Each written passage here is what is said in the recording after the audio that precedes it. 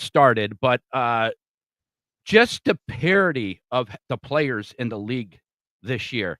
Like, we got a handful of MVP candidates we're gonna discuss, 2 very good ones, but you have a couple more that's in the mix there. It c even c Witt from last year, Otani from last year, but we got 2 big names that we're gonna talk about mostly, with the Major League MVP. But, if you go down and look at the, stats, there's a lot. There's probably like 5 to 10 people in there that you can make a case for MVP this year, which you gotta love. You gotta love that. You got so many teams. The season's so long. So to hang your hat on that one player that you really like, it's really it's nice finally. It's so much You just fun. don't have all right. Aaron Judge is the de facto MVP or Otani's the MVP. No, we actually can have a discussion. We can have a debate this year. Yeah, and it's probably been about 2 years, and I've been sitting here going, "Greg, baseball's coming back." And you're like, "Come on, man." I'm watching the way the marketing's starting to move, what they're starting to do with certain players, I'm telling you there's momentum building, and my argument was that the NBA was fading, and it is. Mhm. Still currently fading, and Major League Baseball was starting to figure out where they were moving. And that leads us to today, where we have a great parity, right? Before the season started, it was Otani Judge. Yeah. I Yeah. think we can agree, right? It was Mhm. Otani Judge, and everybody was waiting for when Otani was going to pitch. He's pitched now. It's been fine. And people also wondering, can Witt do it again? Yeah, yeah, but they're not even real. They're pitching Otani like, hey, yeah, we said we were gonna let you do it. Are you happy you did it? Yeah, Like they're only pitching him 1 inning here, 1 inning there. 20 Um, pitches and he's getting all these strikeouts. Like let him my pitch. my thing was, and one I really wanted to bring this up because I know the Angels gave him free reign, which is why he stayed with them for so long. He got to say, "All right, I'm going to pitch, and this is how long I'm going to pitch for." Do you think Yep. the Dodgers is giving him that free reign, and he just doesn't feel comfortable yet pitching more than 2 innings? Or do you think the Dodgers is saying, "Listen, we're going to hold you back. We're going to throw you out there for an inning, maximum 2 innings, but we're not going to push it with you." So I hear the Dodgers, much like the Yankees, are here to make money. Mhm. And listen, I know everybody's here. Every team is here to make. If you want to see something magical and spectacular, watch something that needs to have something fun happen, not make money. Mm. Right? So the Angels were like, yeah, this guy wanted to come here and play. We need him to play every day to sell seats. He wants to play every day. Go play every day. Magic. You go to the Dodgers and they're trying to manufacture and they're trying to let this thing happen unorganically. He wants to pitch. Mhm. He's absolutely wanting 110% to pitch. And the Dodgers are like, yeah, we'll let you pitch, but you get to pitch every fourth day. So every time we have a fourth match against the team, right, and their pitcher, is their fourth best pitcher in the starting rotation, not only will you get the win, but their batters are tired and they want to travel to a different team but you'll get the win, and they're trying to make him look great. Instead of him being in a great moment, back up against the wall, and he needs a strikeout and gets one, and everybody goes wild. To me, it feels fabricated at this point that he's going to be this pitcher. He's not. Um, You know what I could it mean? be that Like, he's not going to could it pitch against an ace. well, the thing is too, when he is pitching, like we said, he's not pitching for a game. He's pitching for an inning or 2. He's pitching like a bullpen guy. Yeah, and they'll pitch him against Otani beat Verlander. Verlander's 90. Yeah. Yeah, And they'll do stuff like that. I almost cursed. I'm so sorry. They'll do stuff and like one of that. those things too, you have to remember the difference between the Dodgers and the Angels is the Dodgers legitimately have like 5 to 7 legit starters as pitchers. Yeah. So they're not dependent on Otani to go out there every, 4 days and pitch lights out and get you that dub. You know, You they know, have 5 to 7 other pitchers that could go out and do the same thing Ohtani can do. It just so happens Ohtani has the bat to go along with the pitching. a lot of this goes back to just some of it. We'll touch on it for 2 seconds. A lot of this kind of goes back to our Barry Sanders, Emmett Smith conversation, right? Like the careers side by side. Yeah, Barry could have had the most yards, and yes, Ohtani will have maybe the most wins, but who cares who Clubber Lang knocked out before Rocky? Nobody cares, right? Mhm. Nobody cares about what. Oh, Ohtani's pitching today, and he had 10 strikeouts against bums. Pitch him Mhm. against real life, like pitch him against another guy who can also pitch him against Wheeler for the Philadelphia Phillies. Like pitch him up against a guy that's going to go 8 innings and still have 96 in his pocket. Like really, let's see it. Because otherwise, you're just a hitter who the Dodgers are trying to, make look much better than he actually is. And I'm not saying, But no, he is though. He proved that he was I with know, the Angels. It's just after the injury, is he just as good after that injury? That's the question I have. and I like to see if my eyes get banged up or get a loss. Like we like to see the reclamation project as well as when it came up, right? Mhm. And to me, he's a grown man. Yeah, he plays a child's game, but don't treat him like one. Like I think Ohtani can really pitch, Mhm. Oh, but he like can. He proved he can. I know, but I want to see him really do it again because I think he's got it, and I don't know how frustrated the boy's gonna be if he gets treated like one. Mhm. Like he's always been treated fairly, and I'm not saying that he's not being treated fairly by the Dodgers, but he really wants to. You're right. He really wants to pitch, and so be it if I don't get a full MLB career because that's just how he always is. That's Yeah. how he's always when his biggest drawback to wanting to come to the States was they were going to manage and handle him, and he never wanted that. Mhm. And I think I'm not saying he would rather go back to a losing team, but I think he'd rather go back to managing his own career and not having to deal with, if the Dodgers stay on the brakes too long, and it's very difficult here because Mhm. I know what the Dodgers are doing, but they're gonna have to let him pitch a full game, 7 innings. Or do you think he's just as valuable coming out of the bullpen? You really don't need him as a starting pitcher. You have your starting pitchers. You don't need him. But to Yeah, bring him out for an inning or 2? I mean, come on, that's a nice weapon to have. you know, as long as he's, if he hits right, and he does right, if he hits, and let's say you pitched him 2 innings every day. Right? Like if he hit and he was in the lineup as a DH and all of a sudden you're like, oh, now he's coming on the bull. I think he'd have a blast. But Now, question, because I don't know baseball like, the rules 100% like I do football and basketball. If you are DHing, can you come out of the bullpen and pitch? that's a great question. Listen, Because I don't know. I'm not, and I'm not going to sit here and say I'm sure either. If Like, what's the stipulations? Can he only bat while he's in pitching? no, because you can go from second base to pitcher. So I don't see what the Okay. difference would be. I don't see what the difference would be. You know what I'm saying? Like, So, if but he has to stay on the field, though. all right, so then fine. He can. That's the thing. My question is, does he have to stay on the field to continue batting? Or can he just come out, pitch for 2 innings, and continue to bat, continue to DH or whatever? No, they would have to. They would have to move him. But this is a simple fix. Ready? Yeah. Move him to the outfield. Yeah.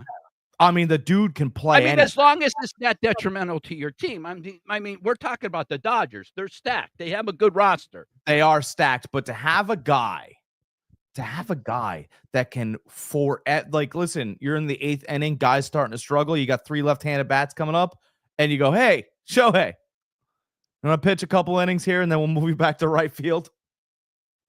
You know he would. 100%. He'd be like, yes, Yeah. I would love that. Okay. He would pop around, right? He'd be like, I could strike them out now. And they're like, yeah, here, take the ball, you lunatic. Go here, hit the first one, let him know you mean business, and then strike out the next 2, and then we're out of the inning. Yeah, And you know what? I'm not knocking the Dodgers. I think a lot of this information, I think a lot of this holding back is coming from upstairs because Dave Roberts is a great professional manager. He really Mhm. is. He really is. He's so level-headed. And by the way, he's probably has one of the toughest manage. Like the Dodgers are deeper than the Yankees. Let's not pretend we love Mhm. the Yankees. The Yankees this, Yankees that. Dodgers are deep. The Dodgers The are very. Dodgers are like the Yankees were in the early 2000s. Yep. Yeah, that's Just the deep. greatest. Yep. Like, even their bench players could start for most teams, and most teams would drool at the chance of having those players.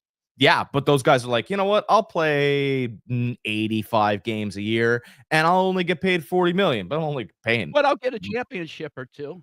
Yeah, but I'll get a chip or two. I don't have to work really, really hard, and they're going to pay me 40 million for 3, 4, 5, 6 years. That's cool. Let's do that. Yeah, Mhm. super, super deep.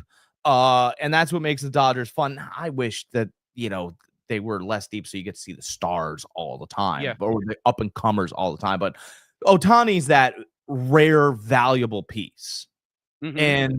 and that's why we started talking MVP. Right? Everybody wants to talk MVP, which is most valuable player. Now, the NFL got it wrong this year and picked Josh Allen because the most valuable player was Lamar Jackson. Yeah, we all know it. I mean, if you look at his stats compared to the previous year, he blew his numbers away. How can you justify not giving him the MVP again?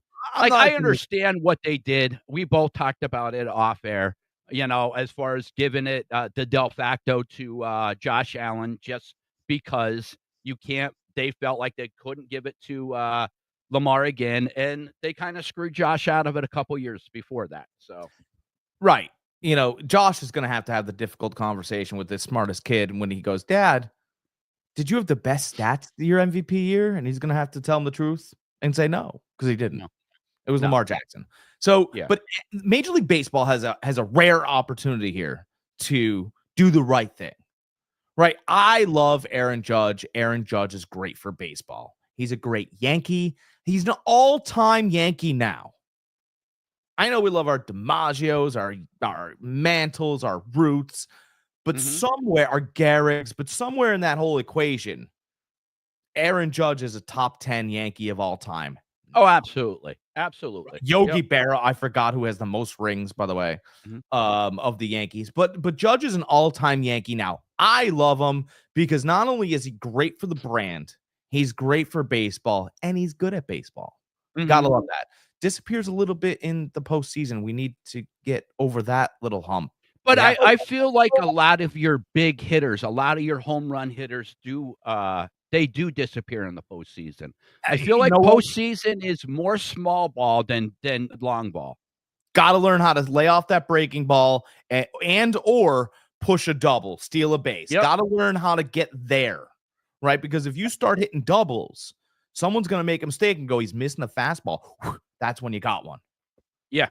That's Yep. when you got one. Yeah, that's the reason why when you talk to all the old hitters, and I mean older hitters that were in his era, that's why everybody talks about how great Barry Bonds was. Mhm. They said that he had one pitch a game and he hit that nickel out of the park. Yeah. That's not me, that's them. Um, One thing so I wanna say, though, why we're talking about this, and about the MVP and stuff, is I wanna talk about the difficulties of the stadiums that these players play in. okay, yeah, that's great. The Yankees play in they used to play in a very tough stadium, old Yankee Stadium. Since they moved into the new stadium, it's a lot easier to hit those home runs. I forget what part of the field, but it's, like, only 300 and something feet, like, Terrific. it's shallow. So, like, let's not, gloss over this with Aaron Judge. Now in retrospect, Seattle Stadium might be a little bit bigger, but they also, and I don't know if you knew this, they play in the coolest stadium throughout the year. So throughout the year, their stadium is a little cooler, which means that you play more loose. You're not as tired. You're not playing in the heat and stuff. So I Yeah. mean that there factors into it too. So I guys, when we're talking about these numbers, let's look at these stadiums that these guys are playing in and where they play at. That's a great point. And by the way, let's talk about a stadium that's a monster. Minnesota Target Field in Minnesota is a Yeah. monster stadium. And the only reason why I mentioned that is because Byron Buxton's making it look like a Little League park. He's got a 470-foot home run this year, and it's only second in Major League Baseball to a Mike Trout. Mike Trout's got a 481 foot this year. Oh, he should retire. Shut it. Mike Trout hit a 481 footer this season. So maybe he's not the Mike Trout you remember, but you should retire if you think he can't still play. So Byron Buxton is also another one. Plays center field. Is he a better fielder than Judge? Probably. Is he a better hitter than Judge? I don't, it's a different field. Yeah. It's a different field though. And there are analysts out there that are like, dude, if Byron Buxton is 100% healthy, and he has been this year, they think that his ability to play the position and hit combined is better than Judge's. Now, again, he's only got 17 home runs, Buxton, at this point, but he hasn't played as many games, so he's played a different percentage of games than Judge has, and he's playing in a further stadium. I just want to mention that because, if he's smacking them out, and he's got to travel west more, and the Western stadiums seem to be a little bit bigger. For whatever reason, that's what they are. But it is a little interesting that, when we're talking about MVPs and worth, that's what you have to look at. Ohtani's worth could go up. Right? If he starts pitching 5-6 innings and taking wins and getting part of win shares, his worth is going to go up in the second half of the season. Oh, absolutely. But we still haven't talked about the first half MVP, and that's Cal Raleigh. Yeah, I mean, he's 59 runs, 83 hits, 32 home runs, 69 RBIs. Guys, and this is a catcher, by the way. It's a catcher. For those of you guys that don't know who we're talking about, this is a catcher. All right. Just in perspective, he has 32 home runs right now, guys. Just real quick, anybody out there in 5 seconds can tell me what the record is for catchers for home runs in a season. 1, 2, 3, 4, 5. Nobody. It's 48. 48. No, he almost has that in a half.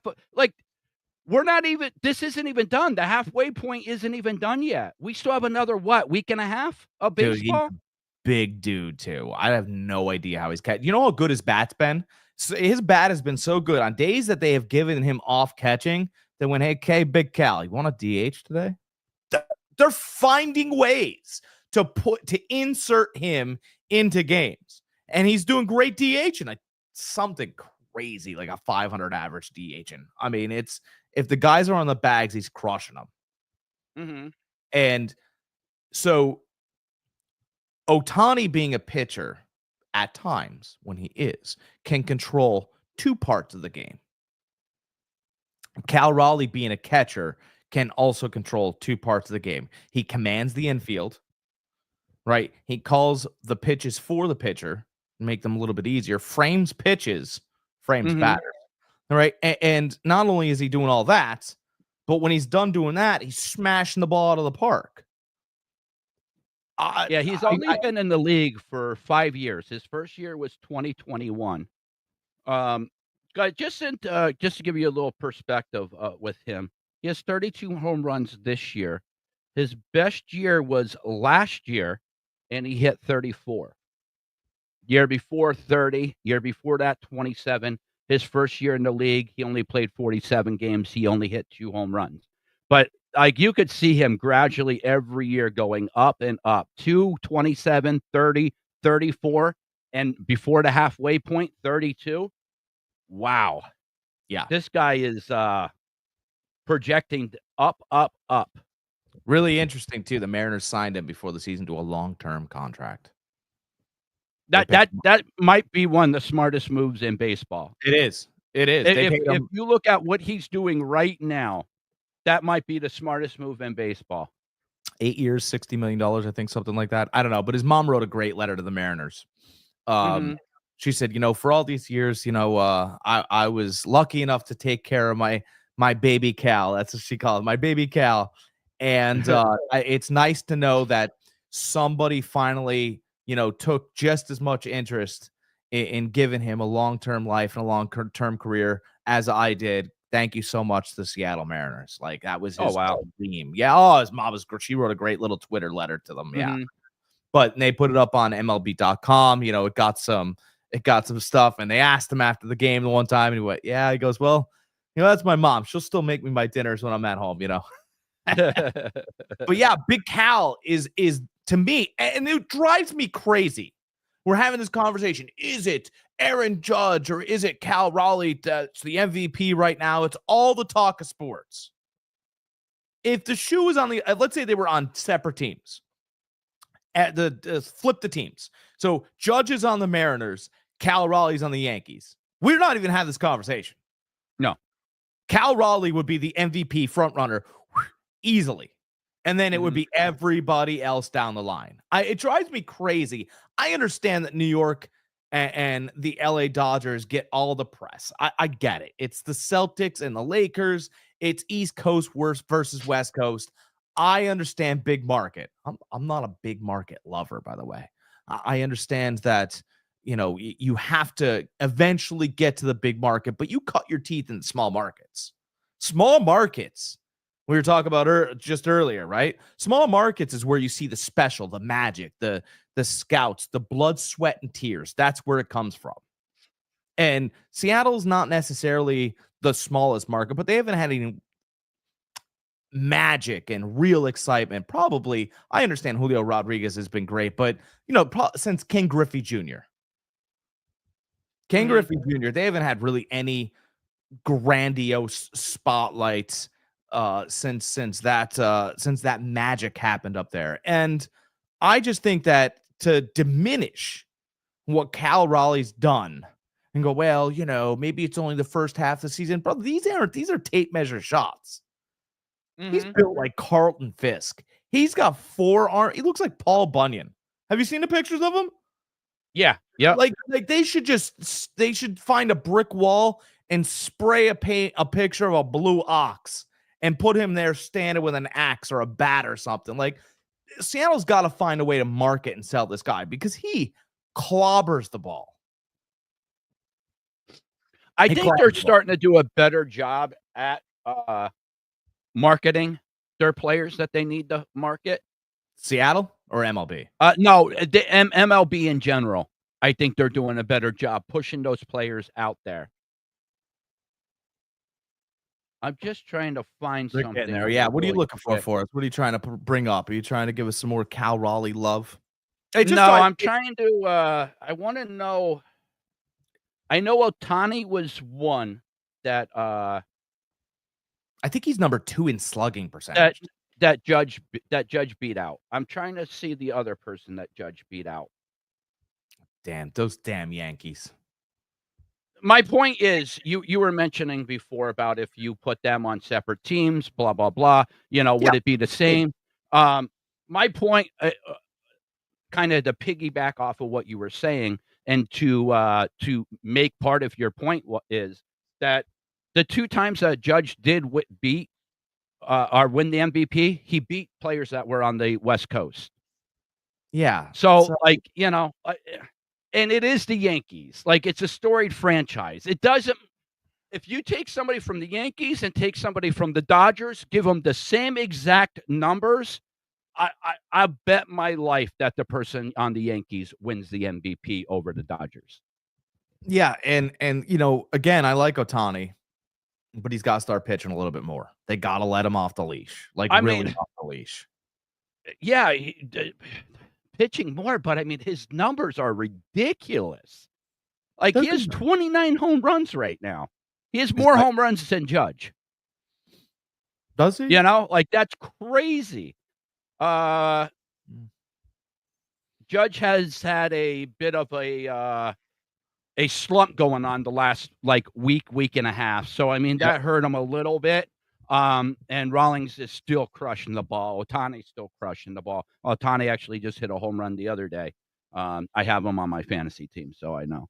Yeah, you having fun playing fantasy baseball? Well, I'm telling you what, I'm having so much fun. Like I like fantasy baseball. I got a fantasy farm sports football Mhm. helmets made by our sponsors, Gridiron Man Cave. Look at that. That's awesome, Very right? nice. And I do love fantasy football, but I'm falling in love with fantasy baseball because it's every I'm day. liking it. I just You I've are liking lost it. I could 3 tell. I could tell. I've lost 3 matches within 5 points. 3 matches within 5 points. The other day, I lost by 3 points, and I'm like, "Are you kidding me? Are you kidding me?" And the only reason why I lost is his one pitcher, the one day got him, like, 29 points. I hate pitchers, dude. I'm like, "Are you freaking kidding me? 29 points?" Pitchers are killing me. My pitchers, dude, sometimes my batters will give me 80 points and my pitchers will lose me 30. I go, you know Yeah. what? What do you want me to do? I have to start a pitcher. I'm not going to not start pitchers. This is crazy. Do you know I have the number 1, 2, and 3 outfielder in the whole MLB? I've got Crow Armstrong, Tatis, and Judge. I've got the number 1 shortstop, Dela Cruz. I've got the number 2 shortstop in Perdomo. I mean, what else do you want me to do? I don't know how to find better players because there aren't anymore. But the pitchers are killing me. I've got good pitchers. I just don't have, the guys that are going to give you 30. I'll have the guys that'll give you 15 to 20, and sometimes That's kinda what I'm at, and 20 is a good day, but they'll give you 12 to 15 consistently.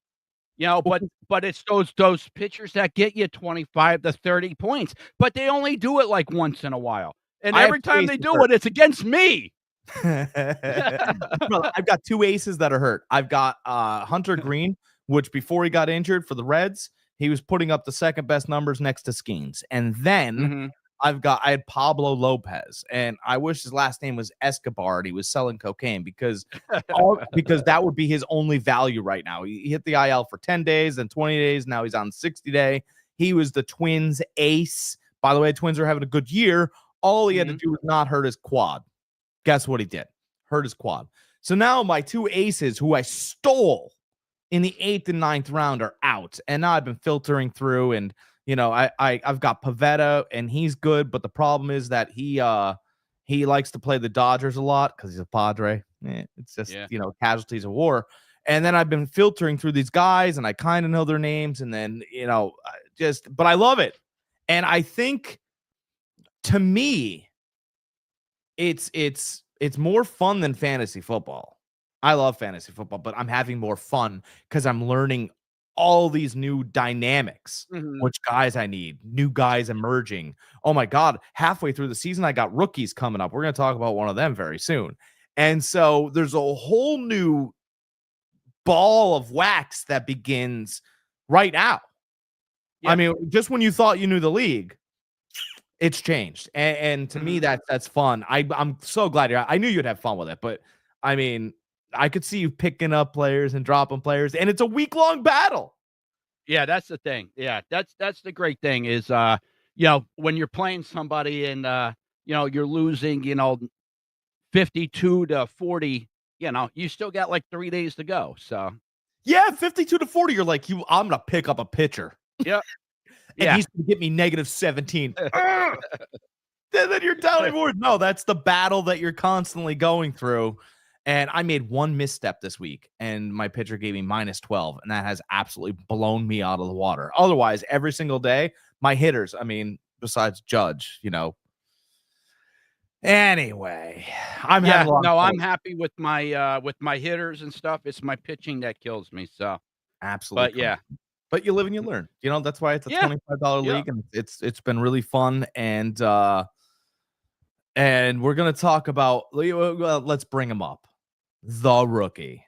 I think he's Mhm. probably gonna be rookie of the year if they have a rookie of the year. They do. They do. Okay, they've just Mhm. called up. Kansas City did. The Kansas City is gonna be crazy in a year. Crazy. Kansas City just called up Florida #1 draft pick Jack Cagliani. He's gonna be great, but he's been called up too late to get rookie of the year. The 4th pick in the draft, Major League Baseball draft, and there's another draft coming up this year. I'm so into it. I'm deep. Nick Kurtz out of Wake Forest was the 4th pick. Caglioni went first. Kurtz went 4th. to the Athletics. They used to be the Oakland Athletics. They are no longer. They are just the Athletics. Because they are they're moving kind of in limbo until they get to Vegas. moving Las Vegas, but they're so fun now because they're a bunch of basically college kids playing in a college park in Sacramento. By the way, for $25 and a lawn chair, gets you to one of those games. Mm-hmm. You get a lawn seat and you show up with a cooler and nobody cares. Throw some beers to people. It's fun. Anyway, I remember when I lived in Florida, me and my buddy Rick, we would go to the Tampa Bay Devil Rays. At the time, that's what they were called, the Devil Rays. We would be able to go to a game there for $10. We would be able to go to the Tampa Bay Lightning. The cheapest we've ever gotten in was $8. They were so bad that they were practically giving tickets away when I lived down there. It was ridiculous. Like me and my buddy, we would spend like $8 to $10 to go, and we'd be up next to the glass by time the end of the game because nobody was there. We just keep going for more up and up and up, and before you know it, we're right there on the glass.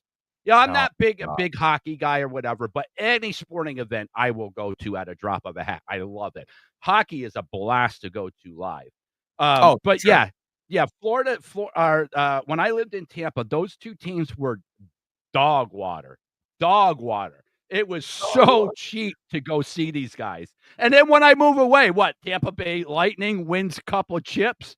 Tampa Bay Devil Rays all of a sudden is one of the best teams in the major league.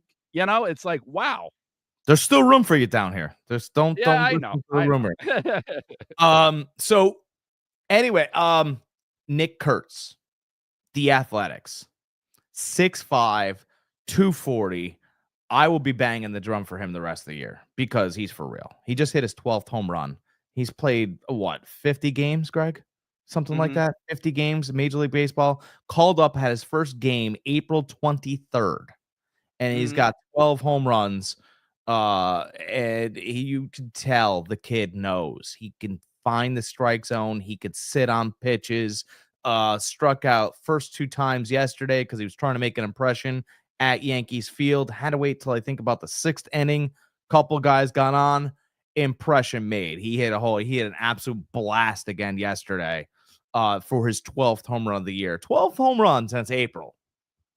I mean, he's probably going to end up with 30. Like, we're into I'm into, fun stories, memorabilia. You guys are going to want to find yourself some Nick Kurtz cards because I'm purchasing them right now. And the price value is only going to skyrocket once everyone figures out who this kid's going to be. I mean, a card that you can get for $150 now is going to go for $300 very soon. I'm telling you, it'll be Cal Raleigh, it'll be Ohtani, it'll be Judge, it'll be Kurtz. The dude's out of Lancaster, Pennsylvania. He's a great story. Does he stay an Athletic forever? I don't know. But the Phillies love raising their hand for talent. He's right out of that area. I'm just that it's a story that's going to develop because as much as we love Castellanos, Kurtz will be the next wave. So we'll see what the Athletics do with him. I hope he stays an Athletic. And I mean, the numbers are just insane. His slugging percentage is high. You got the numbers on him, Greg? Yeah, I do. His WAR is 0.5. He's had 160 at-bats, 41 hits, 12 RBIs, or 12 home runs, I'm sorry. His batting average is 256, so it's a little bit lower than the last time we talked about him. Runs 21, RBIs 31. He's not a stolen base guy. He has none. But his slugging percentage is 525. That's incredible. On base percentage is 318, which is great. That's what you're looking for. Anything above 300 for on base percentage. Children, he'll hit them. He'll hit them. Yeah. Yeah. So I mean, it goes back to Chick dig the long ball, man. He keeps hitting those home runs. He's going to be making a name for himself. But he's not even trying. Well, that's not true. His first at bat yesterday, he had a 93-mile-an-hour fastball. He tried to tear the cover off. I mean, he looked like everybody's golfer on the first hole, right? With that big driver, and he tried to kill it. And he thought the pitch was going to be 95. It was 93, and he swung and missed. And I went, brother, you better slow that bat down a little bit. I understand Yankee Stadium, but just slow it down a little bit. But, again, he was figuring it out, and he's a rookie, 22 years old. I mean, with numbers like this kid's going to be special. Yeah. Yep.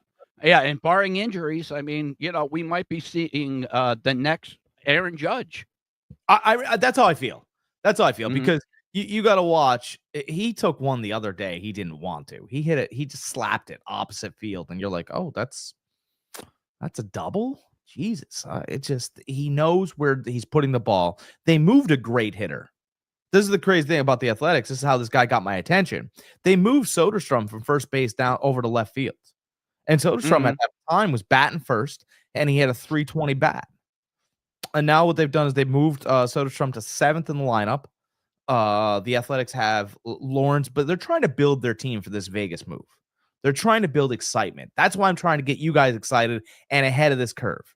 They're going to have new jerseys, new hats. They're going to be the Las Vegas A's, right? All of this is coming, and I'm trying to get you on the surfboard before that wave hits. It's going to be so much fun. You've got Lawrence Butler. You've got Nick Kurtz. You've got Tyler Soderstrom. By the way, I didn't mention the best shortstop in the league right now in Wilson. Yeah, best inning shortstop. So that whole team, Brent Rooker hit a home run yesterday. He's batting third right in front of Kurtz's cleanup. So this team is building, and they're building for a move to Las Vegas. Now, last year, last year I wasn't covering the A's. They didn't impress me very much. Last year, I was watching the Diamondbacks. I thought Corbin Carroll and Perdomo and that crew was putting something together, and they were. So it all depends. I watch a lot of baseball, and if you pause the remotes and sit and watch, you might catch some magic. You might catch something really cool, and I have in the Athletics this year. And we got some good up-and-coming players to keep an eye on. Yeah, I mean, it maybe not so much this year, but I know he's on your team, and he'll be a guy you're watching for the next year. Acuna, nice bounce back. Obviously, he's having a nice year. Nice year coming back off that injury. Very quiet, but it's 5, 3, 6, 2. He's having great little fantasy scores, and you're like, oh, geez, well, I didn't think. And all of a sudden, you're looking at he started with 0 fantasy points, right? And then he 15, 27, 30. Oh, geez, he's moving right up the ranks pretty quickly. And you're wherever you took him, probably 6th, 7th round, is starting to come through now. You're starting to get the benefit and the payoff of picking him a little bit later, putting him on your IL, being very angry, and there's other guys out there too. Pete Crow. Yeah, I drafted in because I knew that was going to happen. I knew I wasn't going to get him until like a month into the season. I knew that. So I prepared for that. And now I have him. And like you said, he gradually turned it on. And now he's starting to produce like he was before he got hurt. One thing that I did notice, though, is he's still a little too aggressive at the plate. He needs to be more patient. But he was like that before he got hurt. But you mentioned about Kurtz the other day, like his first pitch, how he just like swung so hard with it. Well, that's Acuna right now. Every pitch, he's just swinging for the fences. He just needs to be a little bit more patient, make contact with the ball, trust in his skills. Well, Acuna's like, oh, look, I'm trying to play catch up. And the only way you play catch up is not by hitting doubles, right? So he wants numbers to look a certain way at the end of the year. I think Kurtz, his first month, right, was kind of like you could see him he hit a home run, and he's like, oh, I hit a home run up here. I mean, dude, he was batting 467 in AAA. They called him up, right? So when you hit your first home run in the majors, and then he hit his second, and then he hit his third, then he hit 2 home runs in a row, and he went, hey, man. Like, remember that line from Babe Ruth and the Babe? He's like, yeah, he goes, I'm feeling hitterish today. I think I'm going to hit a home run. And the guy's like, Jitch, you just don't hit home runs. He's like, yeah, I'm going to, though. I kind of do. I'm not going to. You guys can hit the doubles. You can run the bags. I'm going to hit one and then go sit down.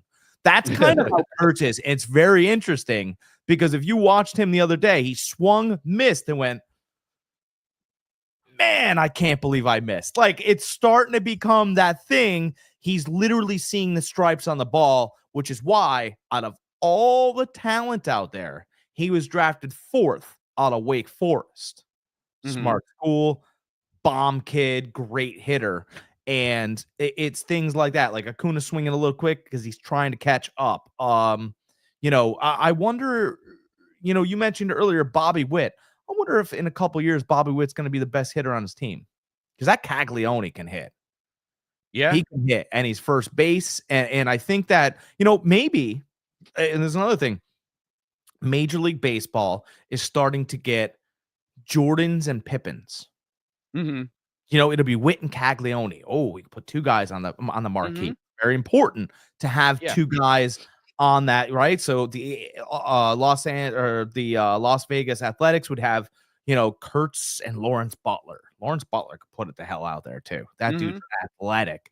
So you're trying to put a couple names together so you can sell jerseys, and more is better than less. You just don't want it to be the Dodgers and the Yankees. Well, maybe your fans do, but we like some other things. But it's just like the NBA. It's better when there's parity. Yeah. I mean, look, I just the last 5 years we had a different NBA champion every year. Like, that's good for the league. That's really good for the league.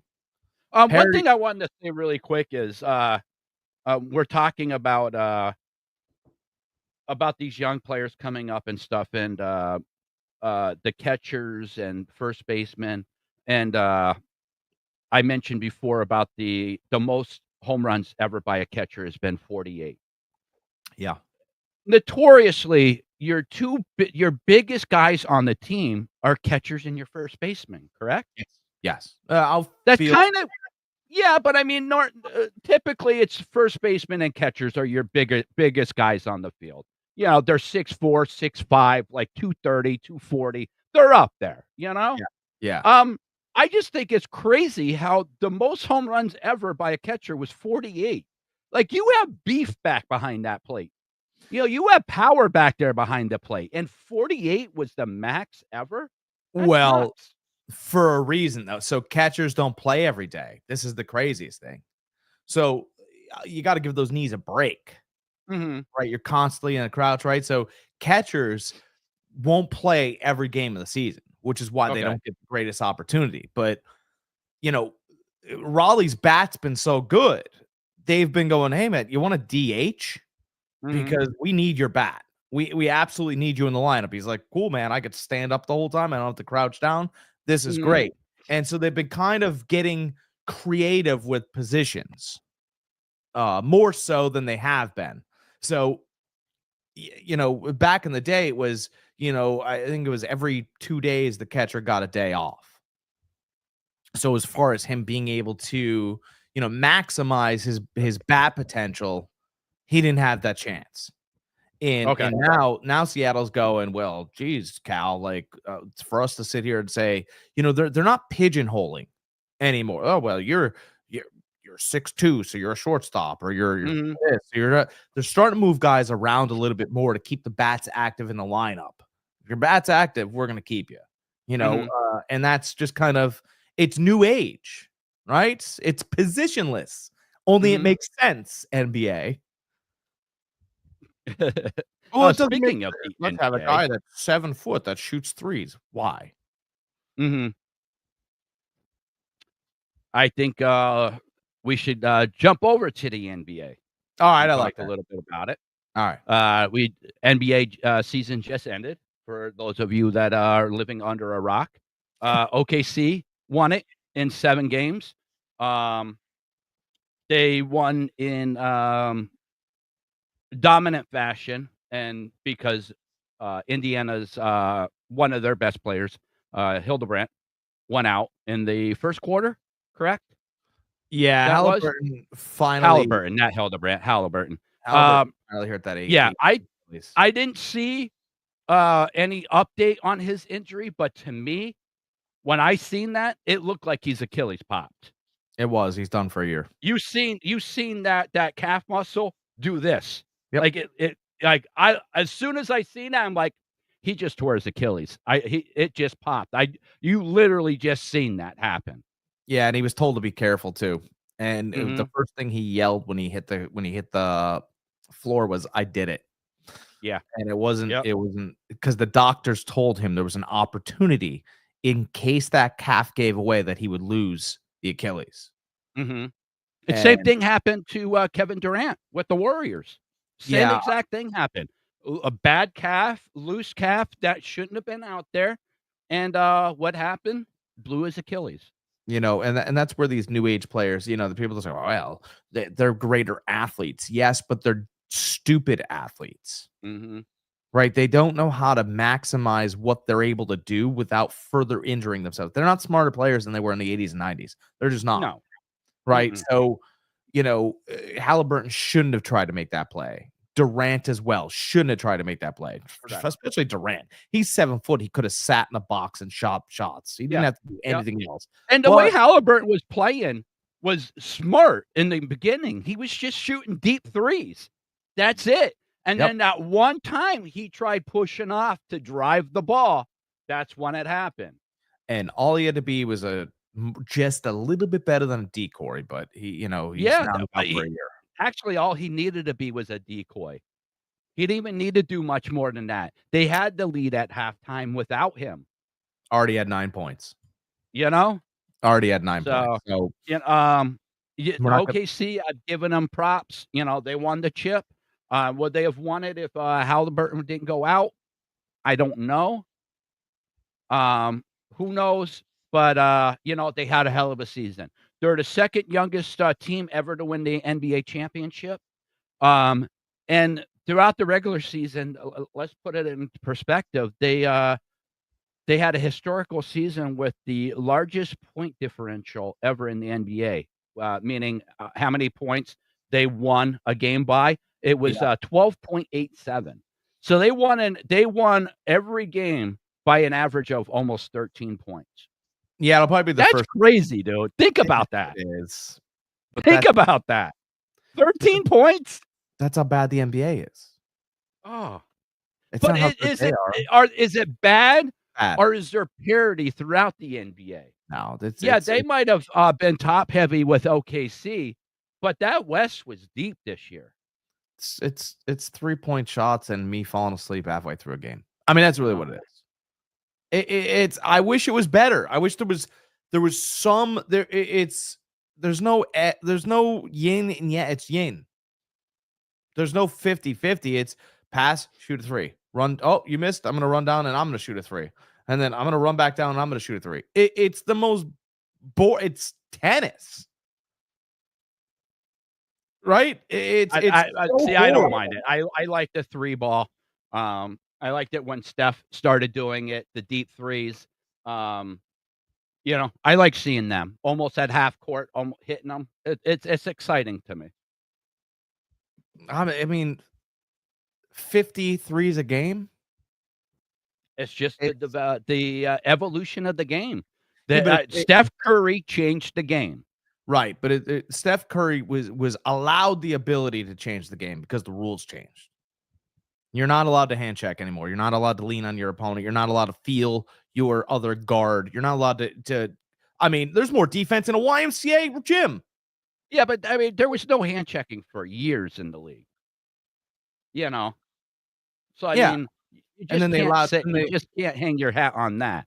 then the euro, then the walking. I mean, I don't couldn't tell you The how many walks walking I thing, don't walked. even get me started with, but every freaking time they drive to the basket, to me, they're walking. Yeah, so the So rules have changed to allow more points, to allow more offensive freedom, mhm. to allow all those things. So, to allow an easier three where you can't come within 2 feet of a 3-point shooter, basically. I mean, because if you do, you're impeding his space. Get out of here. I'm impeding his space. Then don't shoot the three. That's part of your job is to impede his space. That's what I'm saying. No, but there's a foul if you impede his space. It's very difficult to watch. It's almost cringeworthy. It's like watching somebody smile. It's like watching a girl smile and she's got lipstick on her teeth. It's like, oh my god. See, I don't think I don't hate it as much as you do. I like the NBA that we're watching right now. I like the evolution of the game. I like the parity that we're having.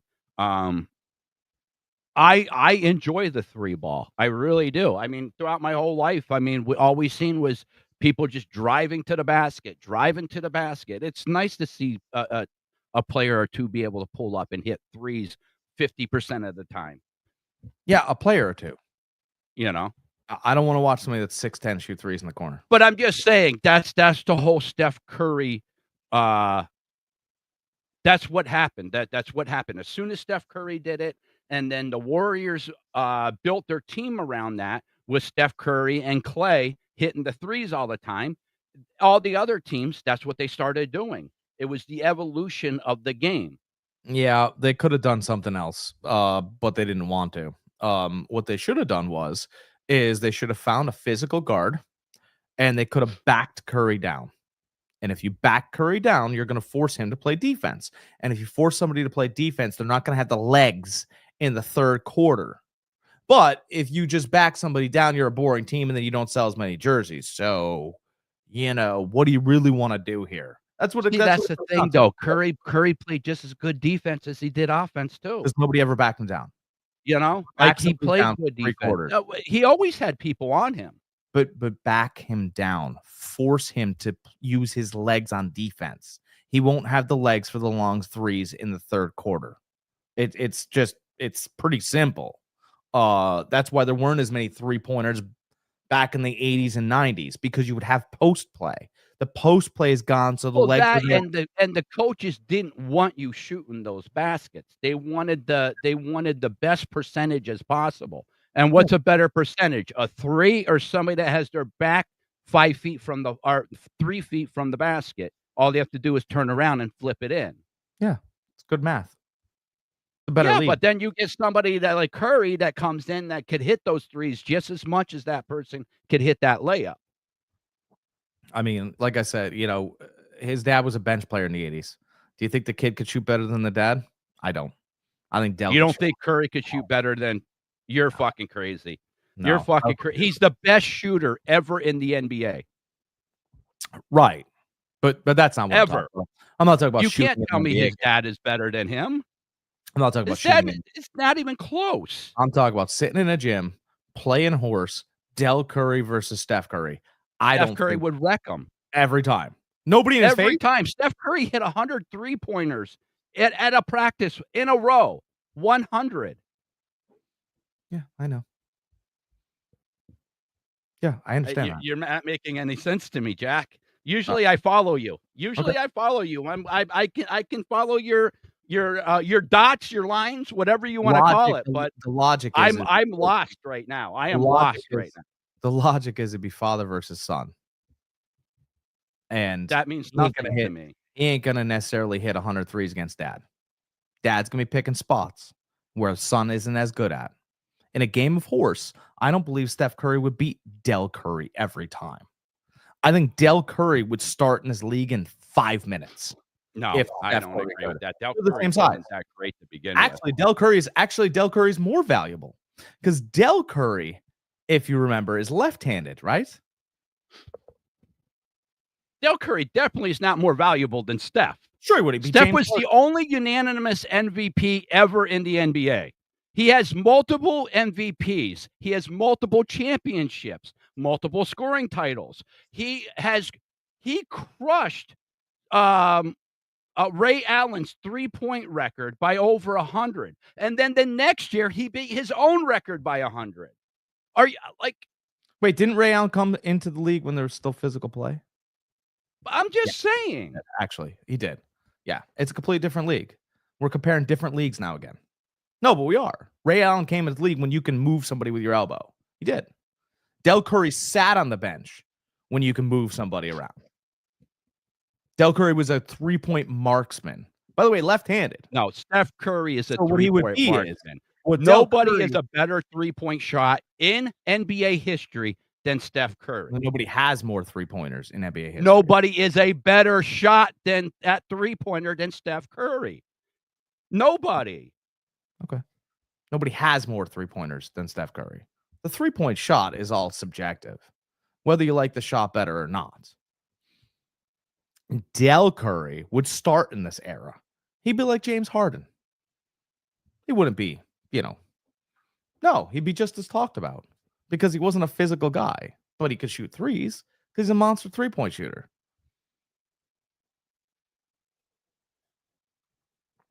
That's my only thing. Just because you have the most of something doesn't mean you're the best at something.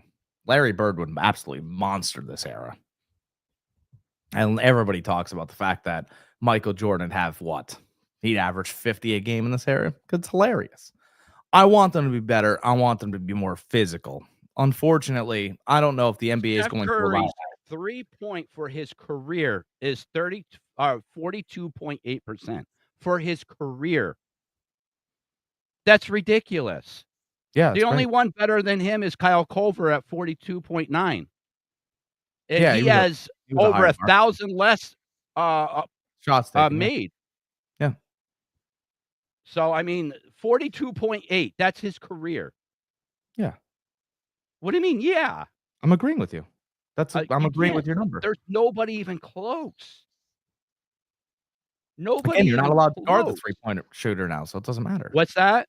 So you're not allowed to guard the 3-point shooter, so it doesn't matter. But you can. No, You can't say they just sit back there and just shoot the ball. You can guard them. I could run past. I've seen it. I watch just as much NBA as you do. I don't watch They the guard NBA the now. It's three-pointer. dope. Can they foul them as much as they did in the past? No. The But they NBA right still now is- guard them. They're the still in their NBA face. They still have. It's still a tough shot. You know how many 3-points I've seen blocked? Watching the NBA right now, yeah, because it's a 6'10" guy and the other 6'10" guy jumps out and blocks. But I'm him. just saying. Watching the NBA right now is like watching the circus with clowns that don't have paint on their face. It's like, you're not even a clown. I understand that it's entertaining. Then it should be national basketball entertainment because it's entertaining.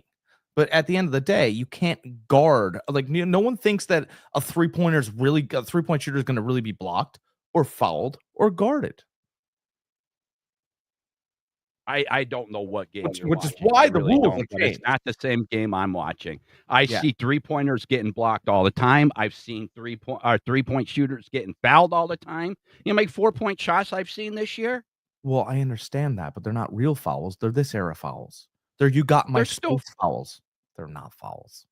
Listen, I could go back with the NFL and say, listen, go back and watch the 50s tape compared to now. It's not the same game. Yeah, it's not. It's just an evolution. It's just a different game. We have to talk about the era that we're playing in. And it's hard to, there's going to be leading scorers that break all the records from this area. But that's and I'm sorry, but Steph Curry could play in any era.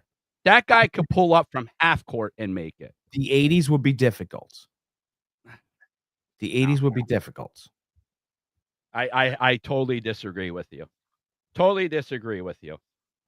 The 80s would be a lot more difficult for Steph Curry. They wouldn't be still hit just as many threes. If Kerr could do what he did, being as small as he was, Curry could do the same thing. Well, they would beat the hell out of Curry in the 80s. They didn't beat the hell out of Kerr. Steph's just as big as Steve Kerr was. Kerr averaged Kerr was small. 12 minutes a game? That's what he averaged? What's that? Kerr averaged 12 minutes a game? I'm just saying.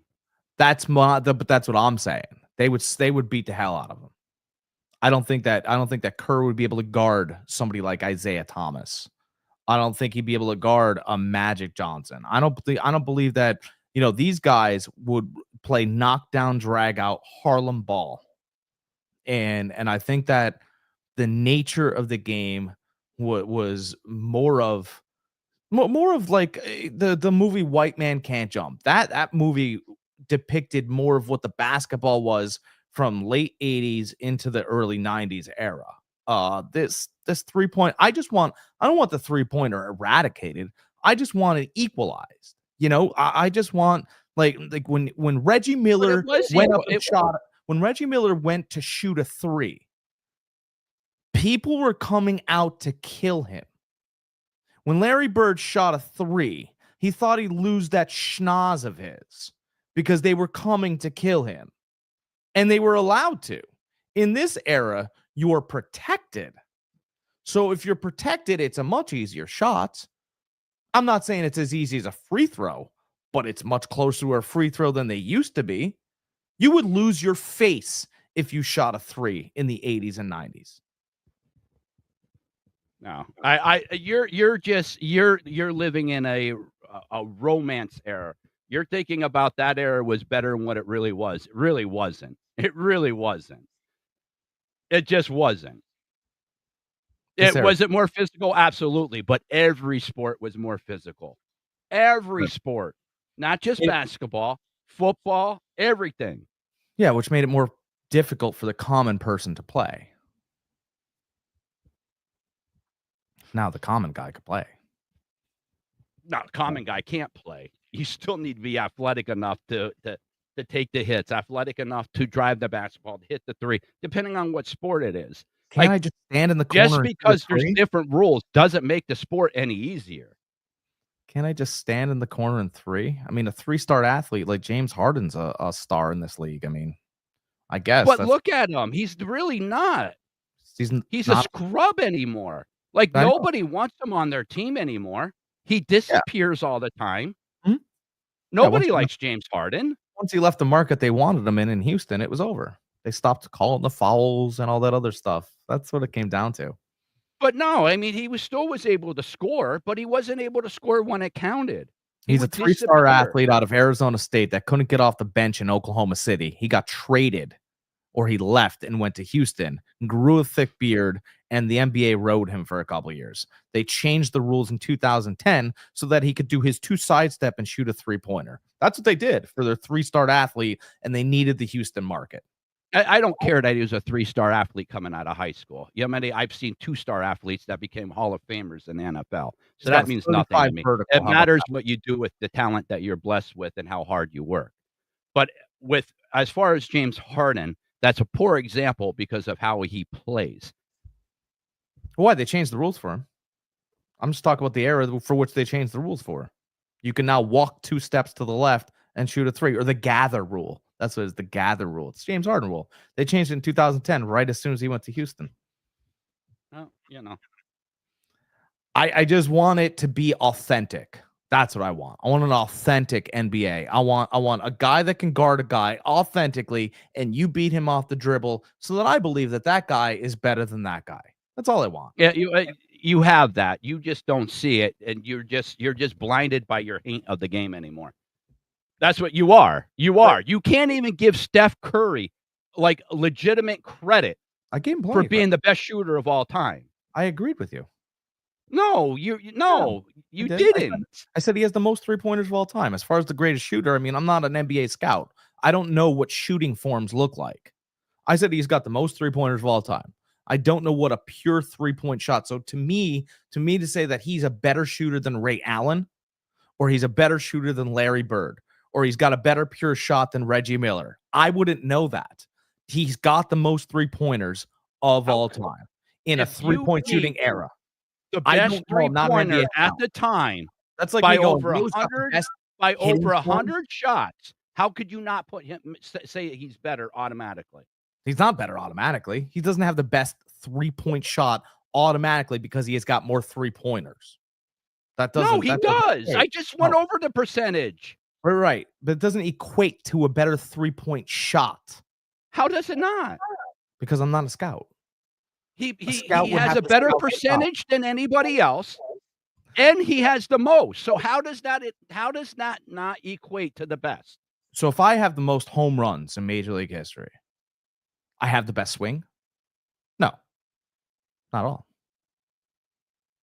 Just because you have the most made 3-pointers doesn't mean you have the best shot. No. If you have the most home runs with the least at bats, yes, that means you have the best swing. That makes you the best hitter. No, how does it not? If you have the most home runs out of the least at bats than anybody else in the Major League Baseball, does not mean you have the best swing. Doesn't mean you have the best swing. It doesn't equate. How does it not equate? You're making more contact with the ball than anybody else in the league with less attempts. So you have the best. You have the best hits. It doesn't necessarily mean you have the best swing. That's what I'm saying. No. Doesn't mean that he There's has a the best difference shot. between having the best swing and the prettiest swing. You're thinking of the prettiest. No, I'm No, I not. mean, I'm I'm not a thinking scout about to be how many making times you make contact with the ball. I'm not a scout to be making any of these assumptions. I don't know who has the best arm. I don't know who throws the best ball. I can agree that he has the most three-pointers. I don't people think there are many people out there that believe that Larry Bird has the best three-point shot. By the way, I'm not the guy. I don't know who has the best three-point shot. I know he has the most three-pointers. But it's in the three-point shooting era. Right? That's not true. No, so let me get this. You can have an opinion on who has the strongest arm, who can catch the ball the best, but you can't have an opinion on who's the best three-point shot of all time is. You I can't don't have that opinion I because don't you're not a have it. scout. I don't have that. That's not an opinion for which I hold. Because like you said, the whole rules are skewed for three-point shooters now. It's not.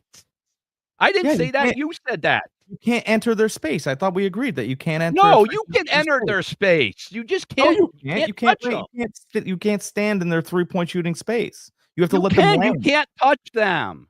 Okay, you can't put your foot down in that guy's spot. That's what it is. That's what it's become now. Remember, it's the Kawhi Leonard rule? You know that's the No. Kawhi Leonard rule. No. It's the Kawhi Leonard rule because he tore his foot and that guy entered his spot a certain time. Now you can't enter the three-point shooter space, which has made the three-point shot easier. Now, as far as shot mechanics, I don't know them. I really don't. I don't. I think Larry Bird has a pretty looking over the head. I think I'm Steph not Curry talking probably pretty has shot. I'm talking shots made. I'm he's got talking about how many shots that you actually make. he's There got is nobody in NBA history who has more better than three-pointers. Steph Curry. He's got the most three-pointers. Percentage-wise hitting and as many as he's made. Yeah, which is what I've agreed with. Yeah, I said that. So therefore, he is the best one in history. He's the best three-point shooter in history as far as points goes. I don't know if he's got the prettiest best shot. I'm not saying prettiest shot. To me, the best swing ever is Ken Griffey Jr. He's not the best hitter ever. That's the point I've been trying to make. That's No, I never said Steph Curry has the prettiest shot. I said he makes the most threes. He's the best three-pointer shooter ever. Yeah, he's got the most. He's the best shooter ever. I didn't say he has the prettiest shot ever. I said he's the best shooter ever. Right, which is what I've already said. This is what I've agreed with. I said he's got the most three-pointers of all time. Is he the best shooter ever? I don't know. His numbers back it up. Really don't. His numbers back it up. Right. But that's again, I don't know if he's got the best form, is what I've been saying. I don't care about form. I care about the shots made when you make them. Like I said, Griffey wasn't the best hitter ever, but to me, he had the prettiest swing. Well, it was tied between him and Palmeiro. Palmeiro had a really nice swing too. Bonds had a good-looking swing. Yeah, but his was choppy. His was like short. I like Griffey's because his was just a long stride. You know what I mean? Like it was just long. No matter if he hit a single or a home run, his swings look the same every single time. No one brings it up, but Sammy Sosa had a pretty good looking swing. That little home run, that home run that he would hit, it was very, very compact. I thought Sosa had a pretty good swing. McGuire, I don't know. McGuire had a big long swing too. He was a guy that I think I'm sure performance enhancements helped him out. But as far as like a guy that outplayed what he should have been, I think McGuire kind of did. McGuire was he was just supposed to be a base guy, you know? He came into the league and just turned into a monster. You know, it's so funny. I think this is funny. They're like, oh, well, we're not sure that Mark McGuire did steroids. It's like, okay, let's just see if he knows anybody that does steroids. Mm-hmm. Oh my God. His brother's been a bodybuilder in Los Angeles for 20 years. Yeah. Do you think that he might, he hangs out at Gold's Gym? Do you think he might know somebody? carrying something around. Maybe we should. Nobody even called his brother, by the way. Not once. Not one phone call to his brother, who, by the way, looks like a Greek goddess. Mm-hmm. Nobody, not one time. If you looked at McGuire's pictures from when he entered the league, 5 years into it, it's night and day. Night and day. His forearms used to be this big. His forearms were this big. They blew up to like this big. You know what I mean? Like, if you had to look for extenuate, like if you had to look for, like, the first thing you do, right, if somebody's guilty or something, you bring them into the police station. You go, hey, where were you last night? The guy goes, oh, I was at Kentucky Fried Chicken. And then you go check and see if he was on the cameras at Kentucky Fried Chicken. Right? This guy's like, hey, who do you? No, McGuire couldn't have done it. What? Why? His brothers look like a freak forever. Like, you can argue maybe against Bonds, you can argue maybe against Sosa, but like, you don't have to do a lot of investigating to find out that McGuire could be shooting up at Thanksgiving dinner with his brother. Oh, absolutely. I'm not saying it happened like that, but I'm saying, like, if you're trying to get ready for the season, right? And you're open up presents, you're like, oh my God, thanks, Mike. Some syringes. Perfect. McGuire grew in size. Bonds definitely grew in size. Yeah. He got way bigger. But Sosa was always big. Sosa was always a big guy. Sosa Sosa's the only argument for me that steroids could make you better. It's really absolutely. He was a White Sox. To me, there's a lot more arguments that steroids can make you better. No, but like Sosa was a White Sox. Yeah. Before he was a Cub. Yeah, and he wasn't good with us. He wasn't good at all. That's what my point is. That's the White Sox went, you're so bad, you could play over in that stadium. He's like, what stadium? Yeah, and we don't care. One right there. We don't care. We don't care. Exactly. You're a 129 batter for which we paid too much money. You're a car with 3 tires. And he went, I'll show you. You're borderline a tricycle right now. Yeah, I don't know what kind of Dominican accent I just tried. And then, you know what? He found the right guy, and boy, man, wow. That's what I'm saying. And then, Bonds got mad. He's like, oh, well, hold on. Wait a second here. Hold on. The joke is not finished, right? Mm-hmm. I feel like Bonds walked in one day and he was like, wait, a white guy and a Dominican walk in the bar. Wait, hold on a second. The joke is not complete. You need a white guy, a Dominican, and a black guy walking to a bar, right? That's the joke. And then there's a priest eventually, and I don't know what happens afterwards. Bonds was so mad that they didn't have another. The difference between taking steroids in baseball and taking steroids in, say, football is with baseball, you still need to make contact with that ball. You still need to have that hand and eye coordination. If you have that along with steroids, those singles are turning into doubles, turning into triples, turning into home runs. That little slap that you see these guys hit, that thing could carry clear out to the outfield and next thing you know, it's a home run. Yeah, that's what steroids do to you. You still need that. You still need that the coordination to make contact with the ball, which is one of the hardest things to do in sports. Here's what I want to do. I want to, first of all, shame on baseball for the stuff that, like, look at maybe Sosa. No, Sosa wasn't good without the steroids, but like, Roger Clemens did steroids too. Shut up. He did them when he was 40 and the Yankees called. Yeah. They were all great before they did them. Barry Bonds was great before he did steroids. That's all. Okay. So let's Clemens can retire in he can go to he can go to the Hall of Fame, right? Cooperstown, but he has to go in as a Red Sox. Nobody cares about his Astros and Yankees. You're saying, okay, fine, put him in that way, right? Mm-hmm. Bonds, put him in. He would hate this too. Put Bonds in as a Pirate. He would hate that. But put him in as a Pirate, and you know what? Get rid of his home run record. How about that? You get to trade the home run record for the Hall of Fame. You think you take that? I think so.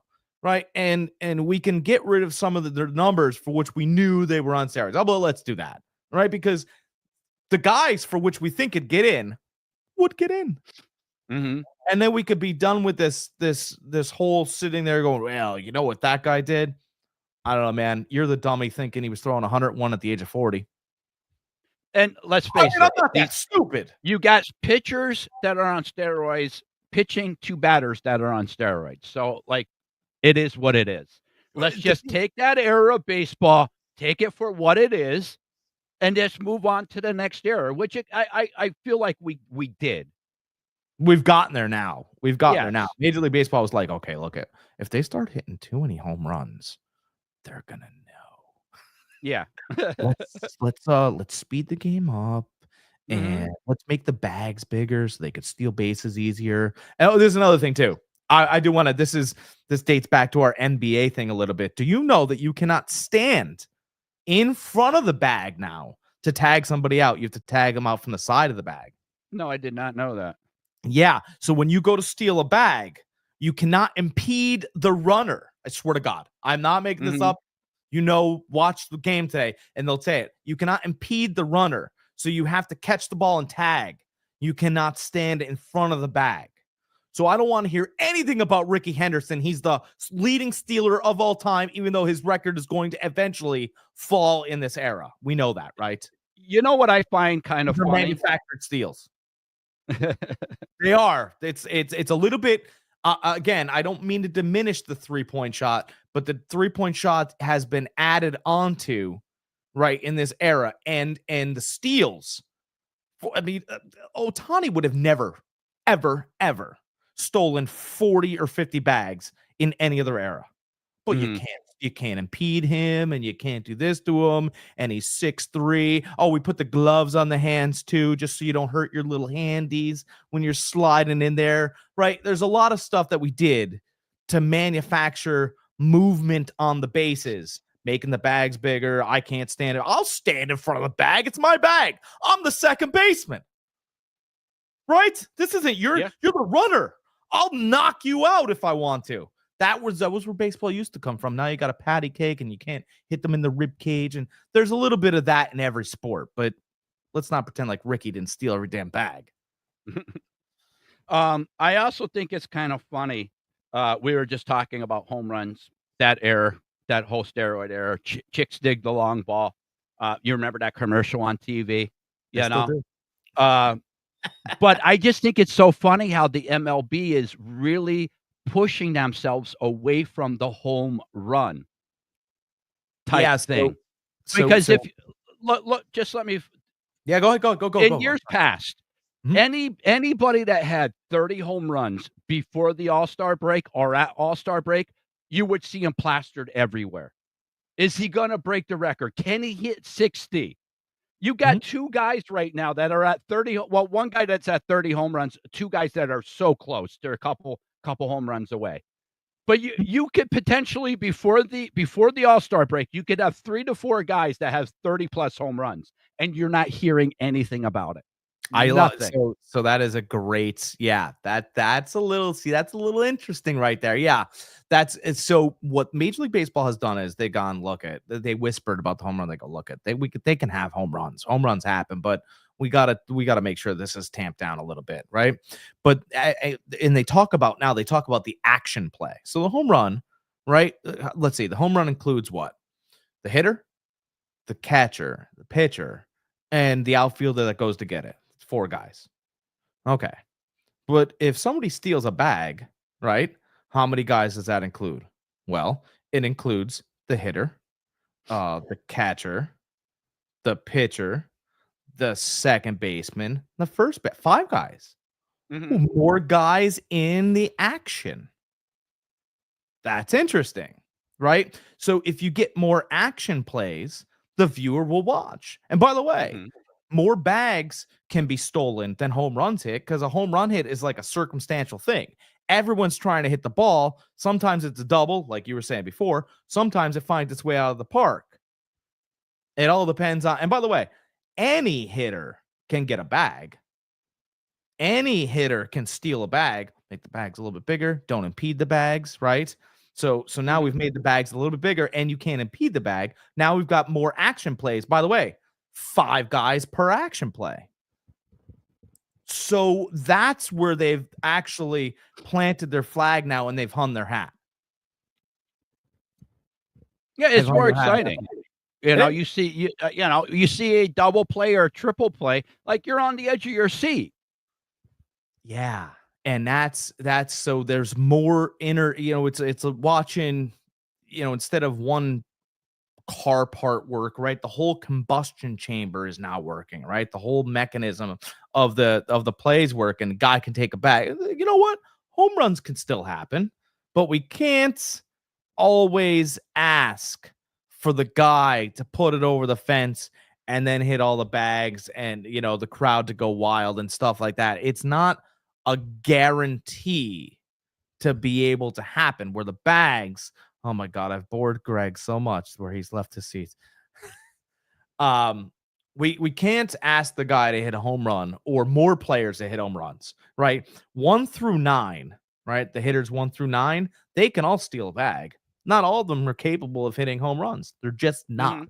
Some batters aren't built that way, or they're coming up, or we talked about the rookies earlier, right? There's a lot of inner workings of a lineup. But every one of those guys can take those two little legs underneath him and head for second. Every one of them. And who cares if they don't make it? It's fun to watch. Oh, absolutely. So Absolutely. that's where Major League Baseball, somebody in a conference room was like, "Hey, they can all steal a bag, can't they? Why don't they steal?" Right? I don't know. It's probably some mailroom guy. The mailroom guys always have the best ideas, and then the guys in the suits always steal the ideas, right? Like it's somebody, walking over a coffee and going, nobody steals bags anymore. Yeah, they used to steal bags. So I go, what? Stole his idea. That's what it used to be, right? All right. Let's see. We got the NBA draft that just happened. Any thoughts on that? Any thoughts on Cooper Flag, where he went? Is he going to do anything this year? Do you think he's going to be a stud? What about this? What's his name? Bailey that went to Utah. I know that's a big thing. Is he going to play for them? He had a big puss face on his face when Utah drafted him. I don't So, understand it. I don't get it. If I was Utah, I wouldn't sign him to a contract now. Why? Just yeah, go. I trade him away. Yeah, like what do you Just mean? trade him. You I don't don't want to want be to play. here. To hell with you. Utah's a beautiful country. I know people that Mhm. love up there, and why wouldn't you at least, I wanted to go to there. Why? Listen, maybe he doesn't like the Mormons, all right? Who knows? I Don't worry, wait, maybe he has a grudge against Mormons. you know, I think Cooper Flag's gonna be a nice player, but I mean, generational, we'll see. I mean, Mhm. because he's got the, they were showing all these guys. They were showing, oh, he's built like Jason Tatum. He's not Jason Tatum, No, no. and he's No, got the frame, perfect frame, by the way. He's got the perfect frame of Scottie Pippen. Okay, well, how did Scottie Pippen's first 3 years go? mhm, Not great, and he needed Michael. mhm. So let's pump the brakes. I think, in my opinion, of what he is to me, I think he's probably a better version of Tyler Hansborough. Okay. And we just haven't seen somebody like Tyler Hansborough in a while. And Tyler wasn't a star in the NBA, right, Greg? I mean, he was No, fine, but 12 he and was just a 10. solid role player. Yeah, I don't see this. And maybe it's me. Maybe I'm, he does special things around NBA play. Maybe I'll see. And Mhm. I reserve the right to change my opinion, but I just Oh, don't see. absolutely. I mean, the guy's never even played an NBA game. Like, we can't judge him, but we could give our opinion on honestly what we think. I mean, he's a good draft pick. I don't see him in the locker room with beers, so that's probably why Dallas took Mhm. him. Uh, I didn't. I thought that what that kid did with Utah was in poor form. Yeah. Um, and I don't think he's going to spend much time in the NBA. Hopefully, a player like Cooper Flag brings back and plants some physical nature back into the NBA, because I do believe that it needs some of it. Mhm. Like we were talking about earlier, the 3-point shot's great. I feel like it's gonna feel a little bit like the home run era, right? Like it had its era, it had its time, and I think it'll fade a little bit. And this will I always be I think it's known. gonna fade a lot because you're not gonna have your Steph Currys that's gonna be hitting almost 50%. Right, it's always gonna be known as Curry's era as far as the three-pointer went. And you can argue for, but you can argue for LeBron James all you want, but he started shooting threes. Listen, I'm not taking anything away from LeBron. LeBron, I mean, depending on who you talk to, he's the second best player ever to play the game.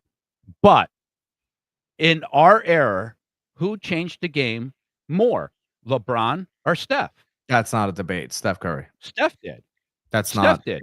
You're not seeing kids drive into the basket doing layups or dunks anymore. You're seeing kids shooting at three-pointers from half court. Yeah, that's not even. Yeah, the whole dynamic. I mean, it's become right. So LeBron James is really even secondary to this era. Yeah. That's more of a fact. And I could say definitively, because I'm not an expert or anything, but I can say definitively that Steph Curry has a better 3-point shot than LeBron James. Yes. Well, I could say that definitively. Can't even shoot free throws. Oh shoot, what was I gonna say? His hairline hates him. I'm just saying things about LeBron James now.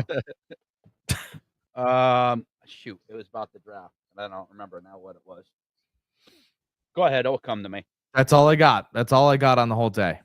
I'm out of Mm. ideas. I'm out of ideas. Nick Kurtz and Cal Raleigh. That's it. That's all I got. No ripping cards this week. Oh, I remember now. Duke, first college team ever to have 3 of their top players picked in the top 10. Oh, Justified? No. No. No, because Reach? You think teams reached on them then? yeah, because I'm not even gonna work hard here. Ready? I'm not even gonna work hard. I'll take the North Carolina team. Ready? Mm-hmm. That had Antoine Jameson, Vince Carter, Rasheed Wallace, and Ed Cota on it. Like that's Oh, absolutely. You could go back to the Fab Five, I the didn't even work. Michigan team.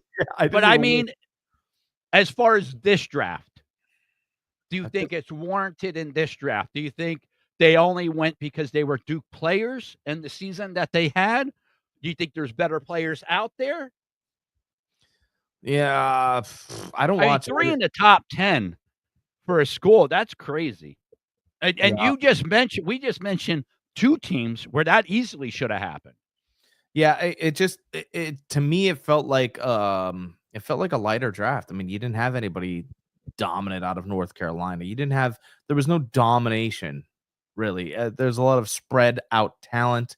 I think that they went with teams are trying to there's not really a guy to come. I know Cooper Flag, I know, but to me, I just didn't think there was any other dominant guy to come out. Many years ago, you had Johnson and Bird coming out at the same time, right? Like you had Cooper Flag and who else, right? You didn't really have any other names coming out. So I don't know.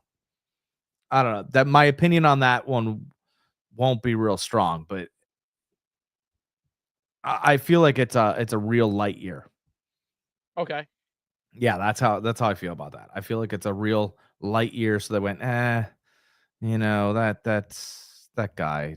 We'll take him out of Duke, and then that guy's pretty good. Well, oh, he's out of Duke too. All right, well, we'll take him too then. Okay. That's all I the draft didn't surprise me. Mm-hmm. Yeah, it really didn't surprise me. The 3 people that like I said, the 3 Duke players kind of surprised me. But overall, I think it kind of fell where it should have.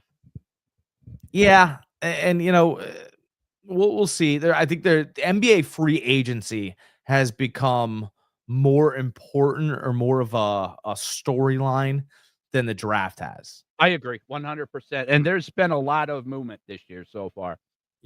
Nobody in the draft has really sold their name, has really, maybe if Flag spent one more year in college, that would have started the trend of staying another year in college, maybe.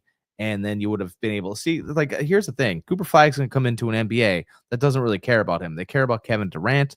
They care about LeBron James. I was saying they still care about Steph Curry. They still care about, they care about their old stars right now. Right. And so you're going to walk into a league now and no one cares about you. Yeah. You should have maybe taken some more NIL money and stayed in college, and they would have cared. Like, you would have been in front of the Sports Illustrated. Yeah, but And I'm not. let's face it, you're third on that list because they got the veterans that they want to push, and then they got that second tier, that next up and coming group of people. You know, SG, Yeah, and yeah, Anthony Edwards and Hildebrand, or yeah, Halberton and but yeah, Hildebrand, yeah. I don't know why I always Tatum screw up his and name. oh, you're good. But you're right. So I thought it would have been more valuable for him, not monetarily, but of value for him to come in with like 4 monster rookies that he had a couple wars with in college, right? Yeah, That would have been more valuable. And then they come in and then it's next crop.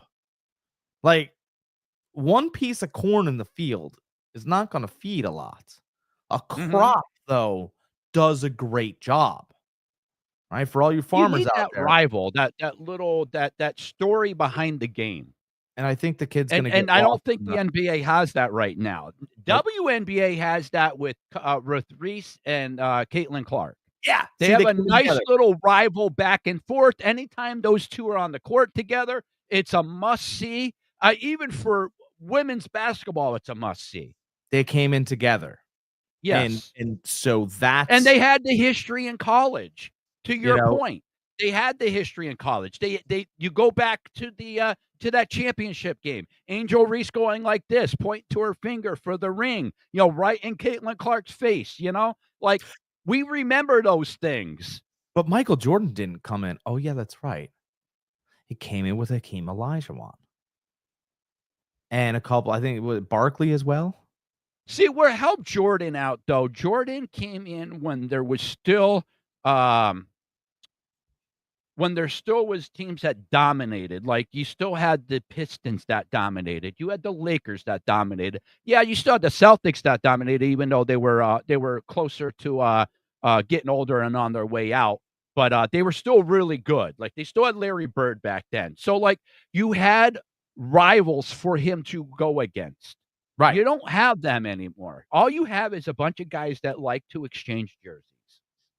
Yeah, I agree. Yeah, it's an agent wanting to get their client paid. That's what we're looking Mhm. at. And Yep. and the tail is, to me, it's wagging the dog because Flag should have the wherewithal and smarts to know what's going on. And I Mhm. just you're gonna have he's gonna have to wait. You're gonna have to wait. I would have waited. Why not? What do you gain from going into the NBA right away now? Mhm. To me, it's nothing. You have everything to lose. You think they're going to talk about more about Duke or the Dallas Mavericks this year? I think Dallas now. Duke But has to retool. They lost 3 of their best players. but if they Uh, kept Flag, huh? they would have. If they kept Flag, they would have talked about Duke. Like Oh, absolutely. the last time three They would Duke have been a players. bigger talk, and if Flag would have stayed, do you think the other 2 would have stayed? Yes, and then they would have built something, and then they would have come out. Oh, but what if they get injured? Who cares? They got money. They've got money. Yeah, this isn't 5 years ago where these college kids aren't making anything. They've got money. I'm So not saying again, every kid that makes it, but Cooper Flag, like your stars, your players that are gonna be drafted in the first round, they're making a couple mil in college already. nobody knows what to do with $2 million. Oh, but I Mhm. want 50. Why? You don't know what to do with 2. 2. You don't know what to do with 2. Why should you get 50? If you Mhm. had 2 million and then you made 2 million the next year and you were getting the cover of this magazine, the cover of that magazine, and you were developing relationships and making partnerships and all this other stuff, then that 2 million is just as valuable as the 5 or the Yeah. 50. I'm sorry. But you got 50 million now, and you're like, well, I got what? The same problem you had when you had 2. You don't know what Mhm. to do with it. Same problem. Different jersey. That's it. Yeah. Um, so we went over baseball, basketball. I guess we should, finish off with a little, NFL news. I don't know what is going on. I just I don't got a couple things. camp stuff, I guess. Shedeur Sanders he took second team reps. Oh, That's that's good. big. Yeah. Yeah, that's big. Um, Lenore, cornerback for the Niners, arrested. Kind of big news. Gun in his car. Don't know yet who it belonged to, whether it was him or there was 2 other people in the car. I don't know if it belonged to them or not. Stuff is still coming out about that. What else with the Niners? La, la, la. Kyle Shanahan came out and said, even though it doesn't mean anything to me because he said this last year right before training camp, is that CMC is fully healthy. Oh my God. Here's what I will say is I will say this. I would not draft Christian McCaffrey with the first 5 picks in my fantasy football draft. But's coming. I am starting to fall in love with the CMC discount in the 7th, 8th, or 9th spot, right? It's one of those things when Saquon Barkley was discounted. You know? I still love the player, and I still trust Shanahan's going to get him the carries. So as long It's as just a matter, after last year, can he stay healthy? well, I think is that knee tendonitis gonna come back? probably. You know what I mean? It was an extreme case, so much that where he had to see a specialist in Germany. So Call your German friends. yeah, I don't really Call your have German any. friends. I don't believe in. Even though I am part German. Yeah, we'll call them. I don't believe what Kyle Shanahan says. I mean, you can What's say that? I don't believe what Kyle Shanahan says. I for some reason I can't hear you. I don't believe what Kyle Shanahan says. Oh, no, me neither. Because like I said, he said the same thing last year. So take it for a grain of salt. But if, as of right now, we're grasping for any news that we have.